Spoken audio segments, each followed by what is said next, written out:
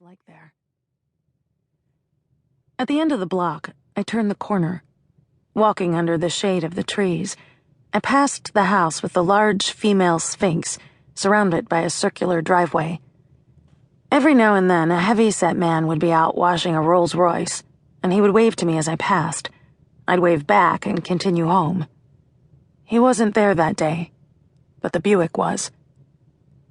It was when the car made another turn shortly after me that I got a little suspicious. Lots of people drove through the area hoping to see a famous resident, as if they expected Paul Newman to be out mowing his lawn.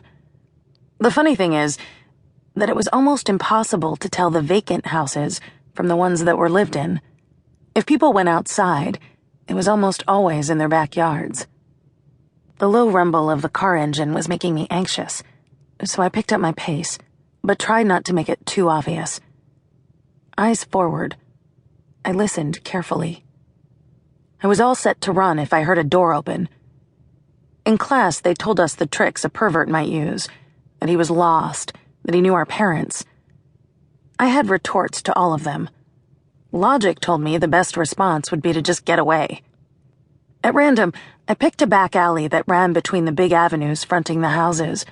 This was a side road that garbage men took, or where the help would unload groceries. Hardly anyone else ever used it.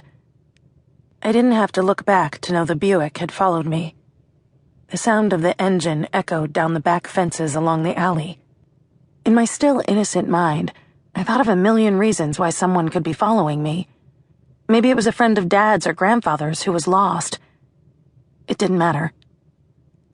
At the end of one lot, a long hedge ran perpendicular from the street to the avenue in front. The wall of the neighboring mansion was only a foot away, forming a dark, narrow corridor. I was certain rats, raccoons, and other nasty creatures used it as an expressway to the trash cans, but it didn't matter. I ducked into the passage and ran toward the other end. Behind me, the Buick's brakes let out a high-pitched noise as the car rolled to a stop. I could feel the eyes of the driver looking at me from behind the tinted glass. I didn't turn back. I sprinted toward the keyhole of light at the end of the path. A twig, sticking out like a skeletal finger, scraped my cheek. My blouse and skirt were covered with dry leaves. I kept going until I reached the road that led to our block. I slipped through the bars of the huge wrought iron gates at the end of our driveway and clambered up it to safety. Out of sight and no longer a threat in my mind, the Buick became just one adventure among others in that particular day. It was just one more anecdote, like when Haley Siegel announced to our class that her sister had got her period the day before. None of us knew what it meant, but it seemed like a big deal when she said it.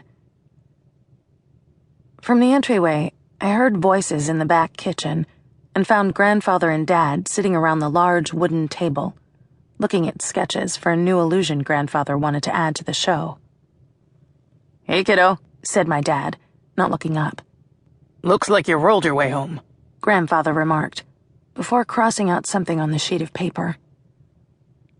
I poured myself a glass of milk, then scooped in some chocolate powder, being careful to not hit the spoon against the side of the glass and get myself shushed for overzealous mixing, or a quip from Grandfather about ruining a martini that I didn't understand. I stirred as quietly as possible before placing the spoon in the sink to be washed alongside the glass when I'd finished. I peered between their hunched shoulders and kept as quiet as I could. They tolerated my presence as long as I avoided interrupting.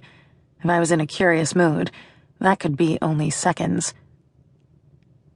Dad traced a line across the page and gave me a quick glance. "Uncle Darius will be coming over tonight." I hadn't seen Uncle Darius in ages.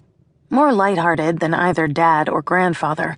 I always liked having him around the house, although referred seemingly behind my back and to his face as a fuck-up by my grandfather. He seemed pretty okay to me. He was fun. Remembering the kind of thing he should ask as a dad. "How was school?" "Haley Siegel's sister got her period," I replied nonchalantly. Dad's face grew red.